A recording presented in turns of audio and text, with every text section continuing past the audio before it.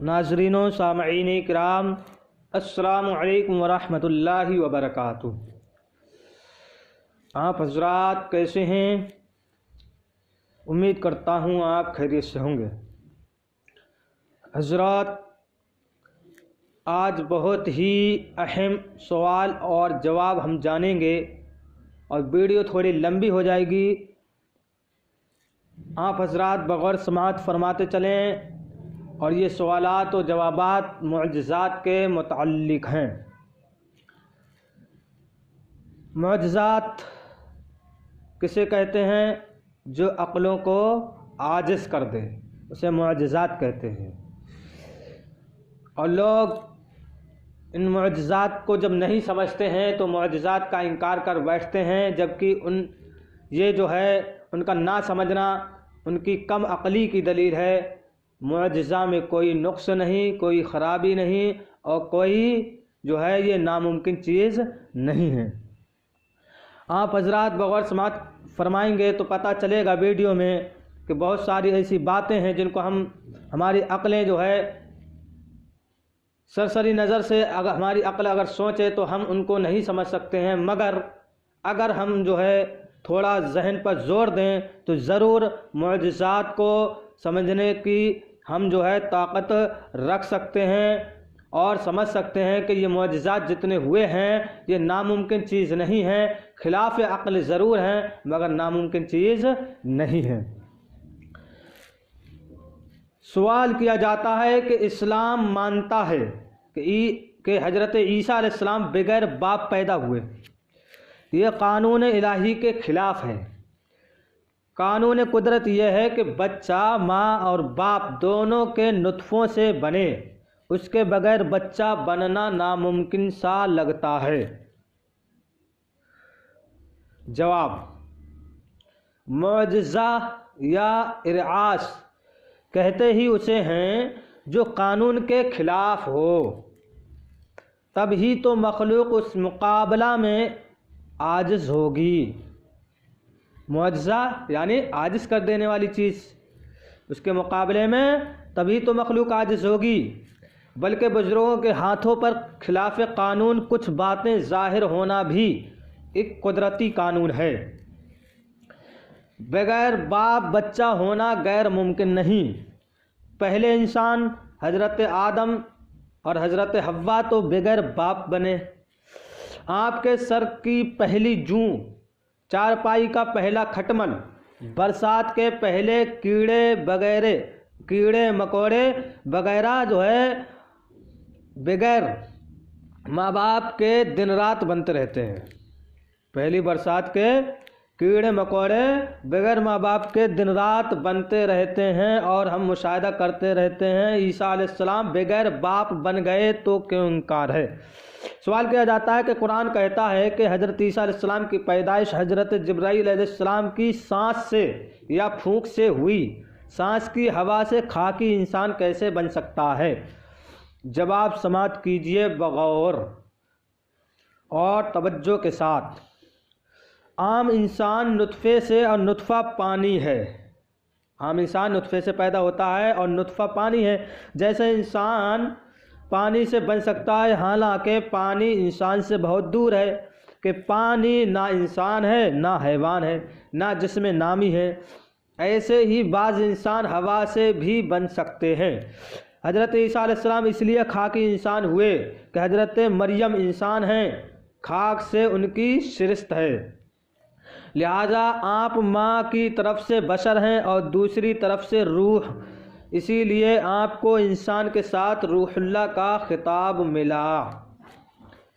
सवाल किया जाता है कि ईसा अलैहिस्सलाम आसमान पर ज़िंदा कैसे हैं? वहाँ क्या खाते पीते हैं? पेशाब पाखाना कहाँ करने जाते हैं? जवाब, जैसे आसमान पर फरिश्ते ज़िंदा हैं और अपने ज़िंदा रहने में मादी खुराक वगैरह के हाजतमंद नहीं, ऐसे ही ईसा अलैहिस्सलाम अल्लाह के ज़िक्र से ज़िंदा हैं और जब मादी ग़िज़ा के हाजतमंद नहीं तो उन्हें इंसानी हाजात भी नहीं। आप अपनी माँ के पेट में कई माह ज़िंदा रहे। ये सवाल है, सवाल करने वाले से सवाल है کہ آپ اپنی ماں کے پیٹ میں کئی ماہ زندہ رہے، بتاؤ وہاں باورچی خانے اور پاخانے کہاں تھے؟ جو رب 5 ماہ بچے کو ماں کے پیٹ میں بغیر غذا زندہ رکھ سکتا ہے، جو رب بچے کو 5 6 7 8 9 مہینے تک بغیر غذا زندہ رکھ سکتا ہے، وہ انہیں وہاں زندہ رکھ رہا ہے۔ سوال کیا جاتا ہے کہ انسان ماں کے پیٹ میں حیض کا خون بذریعہ ناف کے چوستا رہتا ہے، وہ بھی وہاں غذا استعمال کرتا ہے۔ جواب: جانوروں کو حیض نہیں آتا، ان کے بچے ماں کے پیٹ میں کیا چوستے ہیں؟ چلو یہ تو سمجھ میں، یہ تو ہم نے مان لیا کہ جو ہے انسان جو ہے، عورتیں جو ہے نا، انہیں آ رہا ہے، مگر جانوروں کو حیض نہیں آتا، ان کے بچے ماں کے پیٹ میں کیا چوستے ہیں؟ اور مرغی کا بچہ انڈے میں کئی دن زندہ رہتا ہے، وہاں ہوا اور غذا کہاں سے پہنچتی ہے؟ بعض اولیاء اللہ نے برسوں پانی نہیں پیا اور زندہ رہے، جب روحانیت جسمانیت پر غلبہ کر جائے تو غذا کی کچھ بھی ضرورت نہیں رہتی۔ سوال کیا جاتا ہے کہ عیسیٰ علیہ السلام پھونک سے مردہ کیسے زندہ کرتے تھے؟ اس کا جواب بھی توجہ کے ساتھ بغور سماعت فرمائیں کہ جیسے خود جبرائیل علیہ السلام کی پھونک سے زندہ ہو گئے۔ جبرائیل علیہ السلام نے پھونک ماری حضرت مریم کے سینے مبارک میں، تو آپ جو ہے اس پھونک سے انہیں حمل ٹھہرا، اس سے آپ جو ہے پیدا ہوئے۔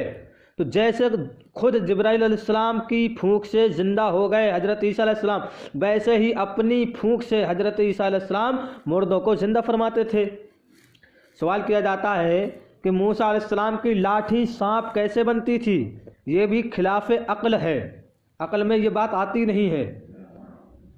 جواب: تمہاری عقل میں یہ بات نہیں آتی ہے تو اس کا یہ مطلب نہیں کہ یہ بات ہونا ناممکن ہے۔ ناممکن کوئی بھی معجزہ نہیں ہوتا ہے، ہاں معجزہ انسانوں کو عاجز کر دینے والا ضرور ہوتا ہے اور عقلوں کے خلاف ضرور لگتا ہے۔ جواب سن لیجئے، جو عقل کے موافق ہو وہ معجزہ نہیں، جو عقل کے موافق ہو وہ تم سمجھو معجزہ ہی نہیں کہلائے گا۔ معجزہ کا مطلب یہ ہے کہ عقل کو عاجز کر دینا۔ معجزہ کہتے بھی اسے ہیں جو عقل کو حیران کر دے، ہاں ناممکن چیز معجزہ نہیں بن سکتی، ناممکن چیز معجزہ بن ہی نہیں سکتی۔ لاٹھی کا سانپ بن جانا غیر ممکن نہیں۔ بعض دفعہ عورت کے سر کے بال سانپ بن جاتے ہیں، خراب غذا پیٹ میں سانپ بن کر نکلتی ہے، جسے جو ہے گنڈوا کہتے ہیں، اور بھی اس کا نام دیتے ہیں، کوئی کچھ کہتا ہے کوئی کچھ کہتا ہے۔ بعض عورتوں کے سانپ پیدا ہوتے ہیں جن کے مسائل فقہ کی کتب میں موجود ہیں، واقعات میں سنے گئے ہیں۔ سوال کیا جاتا ہے کہ حضرت عیسیٰ علیہ السلام نے پیدا ہوتے ہی کلام کیسے کیا؟ یہ بھی عقل میں نہیں آتا۔ جواب: پیدا ہوتے ہی بولنا یہ بھی ناممکن نہیں۔ انسان کے سوا دیگر مخلوق کے بچے پیدا ہوتے ہی بولتے ہیں، بلکہ روزی تلاش کرتے ہیں۔ بہت سے انسان پیدا ہوتے ہی بولے۔ آدم علیہ السلام، حضرت یوسف علیہ السلام کا شاہد یعنی گواہ، جریح کی گواہی دینے والا بچہ، ان سب نے بچپن ہی میں کلام کیا۔ اس زمانے میں بعض بچے پیدا ہو کر بولے ہیں، اس زمانے میں بھی بعض بچے پیدا ہو کر بولے ہیں، جو بعض دفعہ اخباروں میں شائع ہوا ہے، غرض کہ یہ معجزہ بھی خلاف عادت تو ہے، خلاف امکان نہیں، ناممکن نہیں۔ سوال کیا جاتا ہے کہ موسیٰ علیہ السلام کا عصا ان کے بعد دنیا میں رہا یا نہیں؟ جواب: ان کا عصا ان کے بعد دنیا میں رہا، چنانچہ طالوت کے زمانے میں جو تابوت سکینہ اترا اس میں جو تبرکات تھے ان میں یہ بھی تھا۔ رب تعالیٰ فرماتا ہے فیہ بقیۃ مما ترک آل موسیٰ و آل ہارون تحملہ الملائکہ، پارہ 2۔ سوال کیا جاتا ہے ان کے بعد اس عصا میں تاثیر تھی یا نہیں؟ جواب: نہیں۔ نہ موسیٰ علیہ السلام سے پہلے یہ تاثیر اس عصا میں تھی، نہ ان کے بعد عصا کے لیے دست موسیٰ ملا، اور دست موسیٰ کے لیے اس عصا کی ضرورت ہے۔ جب یہ دونوں جمع ہوں تب یہ تاثیر ہوگی۔ آپ کے ہاتھ شریف میں دوسری لاٹھیاں سانپ نہ بنتی تھیں، یعنی موسیٰ علیہ السلام کے ہاتھ شریف میں دوسری لاٹھیاں سانپ نہ بنتی تھیں، نہ یہ لاٹھی دوسرے کے ہاتھ میں سانپ بن سکی۔ بجلی کی روشنی جب ہی ہوتی ہے جب پاور اور بلب یعنی قمقمہ دونوں ہوں۔ اگر بلب لالٹین میں لگا دو یا بجلی کا کنکشن لالٹین کی بتی سے دور کر دو تو کبھی روشنی نہ ہوگی۔ سوال کیا جاتا ہے کہ صالح علیہ السلام کی اونٹنی پتھر سے پیدا ہوئی، یہ کیسے ہو سکتا ہے؟ جواب، بغور سماعت کرتے چلے۔ مٹی سے دن رات جانور پیدا ہوتے ہیں، پتھروں سے درخت، سبز پانی کے چشمے نکلتے رہتے ہیں۔ اگر پیغمبر کے معجزے سے ایک جانور نکل آئے تو کیا مشکل ہے؟ بعض پھلوں میں قدرتی کیڑے ہوتے ہیں جیسے گولر، ایسے ہی وہ اونٹنی پیدا ہوئی۔ سوال کیا جاتا ہے کہ قرآن نے اسے ناقۃ اللہ کہا، کیا رب تعالیٰ اس پر سوار ہوتا تھا؟ جواب، اسے ناقۃ اللہ یعنی اللہ کی اونٹنی 2 وجہ سے کہا گیا، یا اس لیے کہ وہ کسی کی ملک نہ تھی، جیسے مسجد کو اللہ کا گھر کہہ دیتے ہیں، یعنی اللہ کی چیز مخلوق کا اس پر دعویٰ نہیں، یا اس لیے کہ اسے رب نے براہ راست بلا واسطہ اسباب پیدا فرمایا، جیسے عیسیٰ علیہ السلام کو روح اللہ بمعنی اللہ کی بھیجی ہوئی روح کہا جاتا ہے، یا اس لیے کہ اس اونٹنی سے کوئی دنیاوی کام نہ لیا جاتا تھا، اس لیے اسے ناقۃ اللہ کہا گیا۔ سوال، حضور صلی اللہ تعالی وسلم نے چاند کیسے پھاڑ دیا؟ زمین سے آسمان پر اثر کیوں کر ہو گیا؟ یہ خلاف عقل ہے، یہ خلاف عقل ہے۔ ایسے ہی آفتاب کا واپس ہونا یعنی سورج کا واپس ہونا عقل میں نہیں آتا۔ اس کو بھی آپ بغور سماعت فرماتے ہوئے چلیں کہ رب کو یہ بھی کچھ بھی مشکل نہیں، رب کو یہ بات کیا کچھ بھی مشکل نہیں۔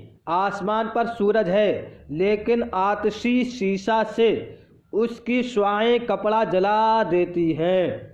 جب سورج کا نور اتنی دور سے کپڑا جلا سکتا ہے تو مصطفیٰ صلی اللہ علیہ وسلم کی انگلی کا نور آسمان پر چاند بھی پھاڑ سکتا ہے۔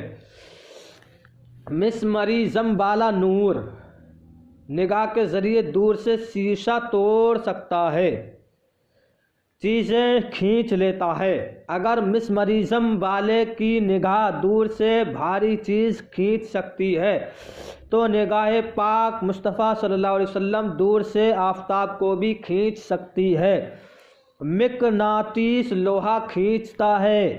آج سائنس کے ذریعے ہزارہا کرشمے دیکھنے میں آ رہے ہیں، یہ سب مادی طاقتیں ہیں، تو نوری طاقت تو کہیں اعلیٰ ہے۔ سوال کیا جاتا ہے کہ حضور علیہ السلام معراج میں کیسے پہنچے؟ راستے کے سرد گرم طبقے کیسے طے کیے؟ آسمان میں دروازہ نہیں ہے، اس میں کیوں کر داخل ہوئے؟ اتنا دور دراز سفر چند سیکنڈ میں کیسے طے کیا؟ یہ خلاف عقل معلوم ہوتا ہے۔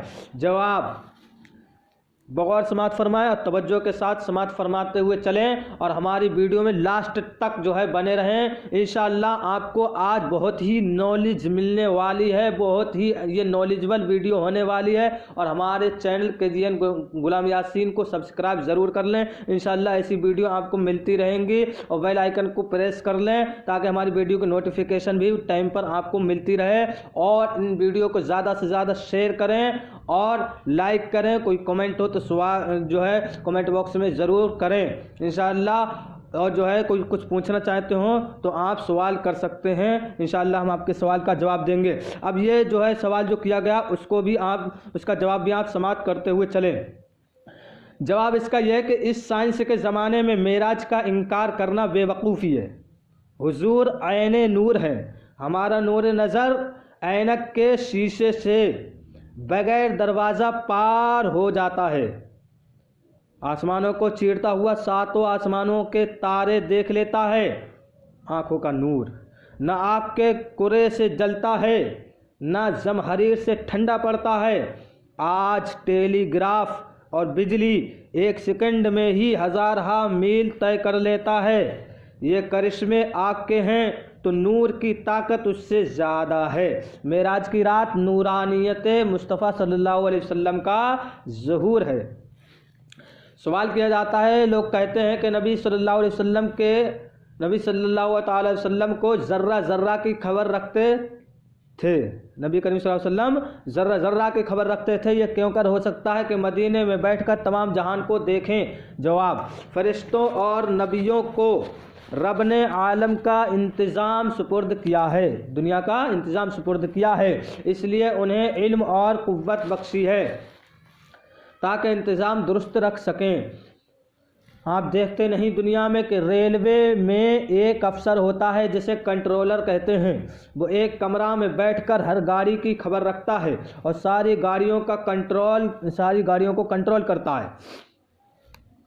ایک تختہ اس کے سامنے ہوتا ہے جس میں بجلی کے ذریعے ہر گاڑی کی حرکت اسے معلوم رہتی ہے۔ لاہور کا کنٹرولر پشاور سے کراچی تک کی تمام گاڑیوں پر ایک وقت ایسی نظر رکھتا ہے کہ سبحان اللہ۔ یہ مثال دنیا میں بہت ساری ہیں۔ اگر دنیا کا سب سے اعلیٰ کنٹرولر مدینہ پاک کے حجرے میں تشریف رکھ کر دنیا کے ذرے ذرے کی خبر رکھے تو کیا مشکل ہے۔ حضرت عمر رضی اللہ تعالی عنہ مدینہ میں خطبہ پڑھتے ہوئے نہاوند کی فوج کی کمان فرما سکتے ہیں تو جس سورج کے یہ ذرہ ہیں ان کے علم کا کیا حال ہونا چاہیے۔ سوال کیا جاتا ہے کہ حدیث شریف میں ہے کہ حضور صلی اللہ علیہ وسلم کی مبارک انگلیوں سے پانی کا چشمہ جاری ہوا، یہ کیوں کر ممکن ہو سکتا ہے؟ جواب بغور سماعت فرمائیں۔ تعجب ہے کہ سائل یہ تو مان لیتا ہے کہ پتھر سے پانی کی نہریں اور دریا نکلتے ہیں، کنویں کی تہ کی مٹی سے پانی نکلتا ہے، حالانکہ پتھر نہایت سخت ہے اور مٹی بالکل خشک۔ مصطفیٰ صلی اللہ علیہ وسلم کی نازک نرم انگلیاں اگر پانی بہائیں تو کیوں انکار ہے؟ معجزہ بالکل حق ہے۔ سوال کیا جاتا ہے، اچھا وہ پانی کیوں کر نکل آیا؟ کہیں سے آیا یا وہاں ہی بنا؟ جواب، یہ تو رب ہی جانے۔ سمجھ میں 3 صورتیں آتی ہیں، یا تو اس وقت اس پیالے کا کنیکشن حوض کوثر سے کر دیا گیا، وہاں کا پانی انگلیوں سے ابلا، جیسے واٹر لیول کا پانی ہمارے گھر میں نل سے نکلتا ہے، یا آس پاس کی جو ہوا انگلیوں مبارک سے مس ہو کر پانی بن گئی، جیسے ٹھنڈے گلاس سے ہوا لگ کر پانی بن جاتی ہے، یا رب نے اپنی قدرت سے وہاں ہی پانی پیدا فرمایا، جیسے پتھروں اور کنویں کے ساتھ کی مٹی کہ ان سے وہاں ہی پانی بن کر پھوٹتا ہے۔ سوال کیا جاتا ہے کہ حضور صلی اللہ علیہ وسلم نے کنکروں، درختوں، جانوروں سے اپنا کلمہ کیسے پڑھوا لیا؟ ان میں تو بولنے کی طاقت ہی نہیں۔ جواب، یہ بھی ناممکن نہیں۔ موجودہ سائنس مانتی ہے کہ درخت بولتے ہیں، قرآن بھی شاہد ہے کہ ہر چیز رب کی تسبیح کرتی ہے۔ آج لوہا تانبا بول رہا ہے، ریل سیٹی دیتی ہے، فوٹوگراف کا ریکارڈ ایک سوئی لگانے سے صاف گانے گاتا ہے۔ اگر نبوت کے حکم سے یہ چیزیں بول پڑیں تو کیا تعجب ہو سکتا ہے؟ ایک چپ لگائی، موبائل وغیرہ یہ سب بولتے ہوئے نظر آ رہے ہیں، جبکہ ان میں جان نہیں ہے، جیب نہیں ہے، مگر بول رہے ہیں۔ سوال کیا جاتا ہے، اس کلام کی کیا صورت تھی؟ آیا انہیں بلوایا گیا یا وہ بول رہے تھے لوگوں کو منوایا گیا؟ جواب، دونوں صورتیں ہوئی ہیں۔ صحابہ کرام فرماتے ہیں ہم کھانے کی تسبیح سنا کرتے تھے، وہاں تسبیح پہلے سے ہو رہی تھی، ان کے کانوں کو سنا دی گئی، ستون خانہ حضور کے فراق میں رویا۔ نبی کریم صلی اللہ علیہ وسلم کا ستون تھا تو وہ نبی کریم صلی اللہ علیہ وسلم کے فراق میں رویا، اور عرض و معروض کیا قیدی ہرنی نے حضور سے فریاد کی، اونٹوں نے حضور سے مالک کی شکایت کی۔ یہاں اس وقت یہ کلام ان سے جاری ہوا۔ یہ دونوں معجزے ہیں۔ سوال: کیا جسم پاک مصطفیٰ صلی اللہ علیہ وسلم بے سایہ تھا؟ یہ کیوں کر ہو سکتا ہے کہ جسم کا سایہ ضروری ہے؟ جواب: توجہ سے سماعت فرمائیں کہ نورانی اور لطیف جسموں کا سایہ اب بھی نہیں ہوتا، ہوا کا سایہ نہیں، کیونکہ لطیف ہے۔ ہوا کیا ہے؟ لطیف ہے۔ گیس کی روشن بتی چراغ کی لو کا سایہ نہیں، گیس کی روشن بتی چراغ کی لو کا سایہ نہیں ہے، کیونکہ یہ نورانی ہے۔ زیادہ صاف شفاف شیشے کا سایہ نہیں پڑتا، کیونکہ شفاف ہے۔ کرۂ ناریہ میں جو آگ ہے اس کا سایہ نہیں، حالانکہ ان کی نورانیت کا کروڑواں حصہ بھی نہیں۔ نبی کریم صلی اللہ علیہ وسلم کی نورانیت کا وہ چیزیں کروڑواں حصہ بھی نہیں۔ سورج، چاند، تاروں کا سایہ نہیں، تو مدینے کے چاند کا سایہ نبی کریم صلی اللہ علیہ وسلم کا سایہ کیوں کر ہو سکتا ہے؟ سوال کیا جاتا ہے، تواریخ میں ہے کہ حضور صلی اللہ علیہ وسلم نے پیدا ہوتے ہی سجدہ فرما کر امت کے لیے شفاعت کی۔ نوزائیدہ بچہ سجدہ کرنا، بات کرنا، رب کی حمد و ثنا کیا جانے؟ جواب بغور سماعت فرمائیں۔ ہمارے عام بچے ناسمجھ پیدا ہوتے ہیں، حضور صلی اللہ علیہ وسلم تو آفتاب رسالت ہیں۔ حضور کی امت میں بعض بچے پڑے ہوئے پیدا ہوئے ہیں۔ ہمارے بزرگوں نے خود اپنی نظروں سے اسے مشاہدہ کیا ہے کہ اجمیر شریف کی 5 سالہ بچی انہوں نے دیکھی جو مکمل قرآن کی حافظہ تھی، اس کا نام آمنہ بی تھا۔ پھر کاٹھیار باڑ میں اس کی بہن غالباً 3 سالہ بچی کی زیارت کی جسے قرآن نہایت اعلیٰ درجے کا یاد تھا۔ اس کی دائی کا بیان تھا کہ یہ حافظہ پیدا ہوئی، جو سب کو سکھانے آتے ہیں وہ رب سے سیکھ کر آتے ہیں۔ چنانچہ نبی صلی اللہ علیہ وسلم ظہور نبوت سے پہلے رب کے عابد و ساجد تھے۔ وہ عبادت و سجدے اپنے الہام سے کیے اور الہام بعد والی وحی کے مطابق ہوئے، دیکھو شامی وغیرہ کو۔ سوال کیا جاتا ہے کہ ابراہیم علیہ السلام پر آگ کیسے گلزار بن گئی؟ آگ تو گلزار کو جلا دیتی ہے۔ جواب بغور سماعت فرمائیں کہ اللہ کے حکم سے دیکھو، پارس سے لوہا چھو کر سونا بن جاتا ہے، بعض جڑی بوٹیوں کی عرق سے مس ہو کر لگ کر تانبا سونا اور قلعی چاندی بن جاتا ہے، ایسے ہی آگ حضرت خلیل سے مس ہو کر حضرت ابراہیم علیہ السلام سے لگ کر پھول بن گئی تھی۔ سوال کیا جاتا ہے کہ موسیٰ علیہ السلام پر ساحروں کا جادو نہ چلا، حضور صلی اللہ علیہ وسلم پر جادو کیوں ہو گیا؟ جواب: وہاں جادو معجزہ کے مقابلے میں کیا گیا، لہذا فیل ہو گیا۔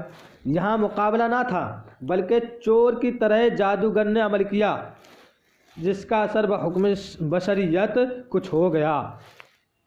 جیسے بعض پیغمبر شہید ہوئے تو تلوار کا اثر ان کے اجسام بشری پر ہو گیا۔ ہماری ویڈیو آج کی لمبی ضرور ہو گئی ہے، مگر بہت ہی اہم ویڈیو رہی ہے۔ آپ حضرات اس ویڈیو کو زیادہ سے زیادہ شیئر کریں، اور کوئی سوال ہو تو کمنٹ باکس میں ضرور کریں، انشاءاللہ ہم آپ کے سوال کا جواب دیں گے۔ اور ملتے ہیں اگلی ویڈیو میں، تب تک کے لیے السلام علیکم ورحمۃ اللہ وبرکاتہ۔